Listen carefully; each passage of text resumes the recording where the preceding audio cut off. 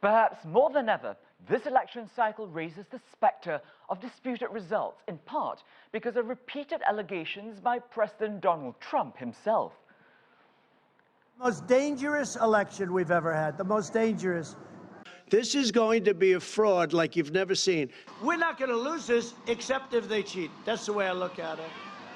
We want to make sure the election is honest, and I'm not sure that it can be. I don't know that it can be. But rest assured, federal law ensures there will be a president and vice president next January. In the event the race is too close to call, attention turns to early ballots as well as those that were mailed in. A counting backlog is expected due to an unprecedented influx in early and absentee voting this year, spurred by the coronavirus. In fact, states have different deadline windows to receive absentee and overseas ballots postmarked by Election Day. They stretch all the way to November 23rd. Now, in a separate but not mutually exclusive scenario, charges of voter fraud could prompt states to order a recount. That's what happened in Florida back in 2000. After a statewide machine recount, the Supreme Court eventually blocked a manual recount, saying Florida had run out of time. The Supreme Court could come into play again, and it's worth noting that President Trump has personally selected 3 of the 9 justices during his one term in office.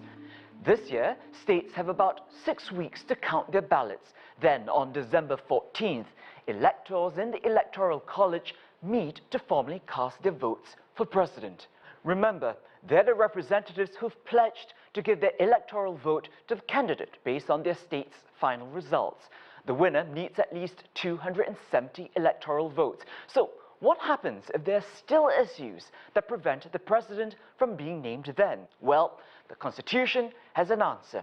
The matter goes to Congress, specifically the new Congress that takes office in January.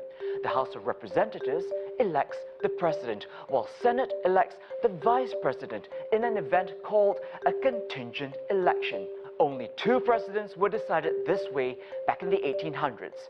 In these historic times, there's no guarantee the coming days and weeks will pass without controversy. But come Inauguration Day, January 20th, we will have a clear president of the United States. Gerald, CGTN, Washington.